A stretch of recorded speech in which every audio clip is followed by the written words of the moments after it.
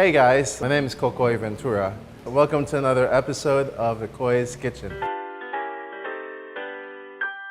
And today we are making pork sinigang, another classic, another timeless recipe.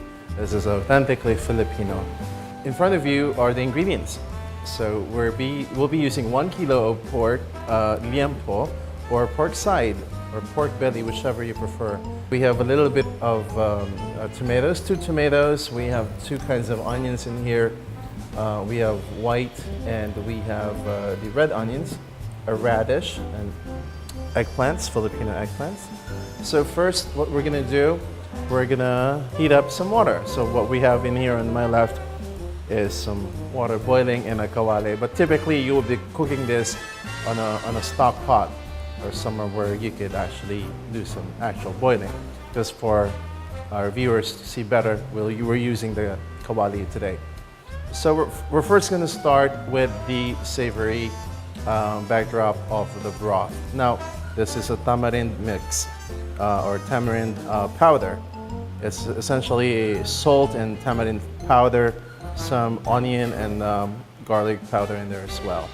As far as MSG, some brands would carry MSG in there. This one doesn't have it.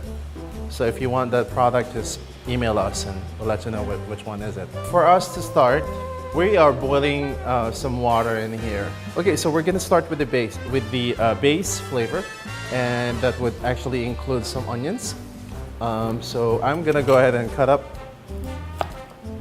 big onion, and with my trusty bowl in here, just to keep everything tidy. Okay, and just cut this in halves, and another cut in the center. In 1/2, you get about 6 portions in there, and toss that in the water. And another 3 cuts. Very good. Let's add some color, okay? So we're gonna do some red onions in here. Well, this is not necessary. You can use one color. You can use one kind of onion, but this is the most important part of sinigang. The onion would give you that earthy flavor and also very savory flavor. So you know you're eating something savory. That's because of the onions. And now we're gonna cut up 2 tomatoes. We're just gonna cut this in quarters, like so, and toss that right in. So next, we're going to add, all right, radish. So we are adding radish at the beginning. So we're just gonna peel this, like so.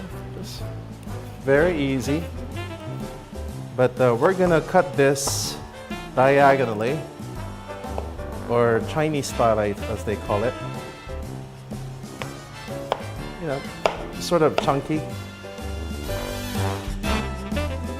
Okay, and then let's handle our pork. So we're just gonna cut this off in chunks. By the way, I have about 2 liters of water in there.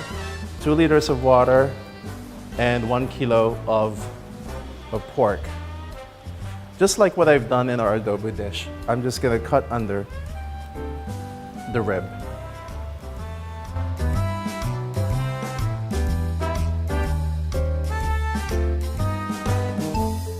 Careful when cutting the ribs.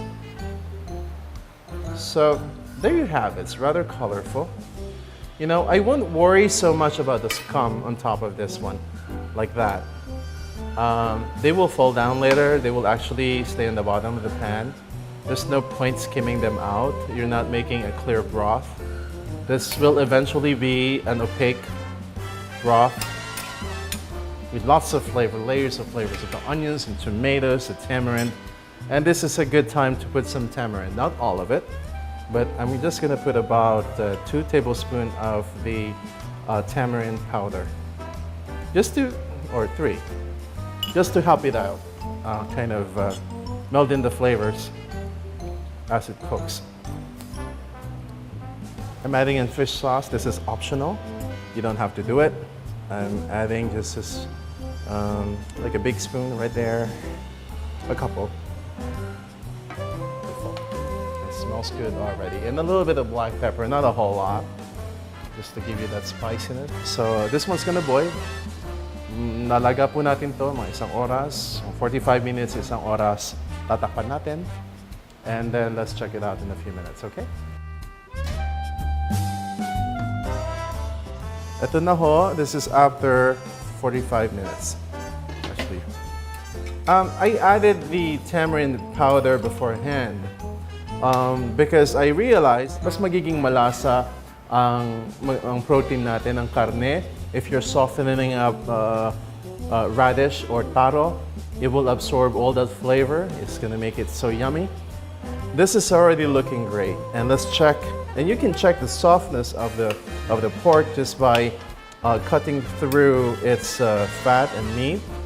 If it cuts easily without any effort like that, then that means it's ready to go. And at this point, we're ready to add our vegetables. So I'm just gonna cut this in siguro 3. Okay, cut as you want. If you are rushing and your guests are there already waiting, just cut it as thin as you can, okay, or smaller. They'll cook quicker. Eggplants are pretty hardy. Medyo matagal yung maluto ang eggplant. So we want the eggplants to cook ahead.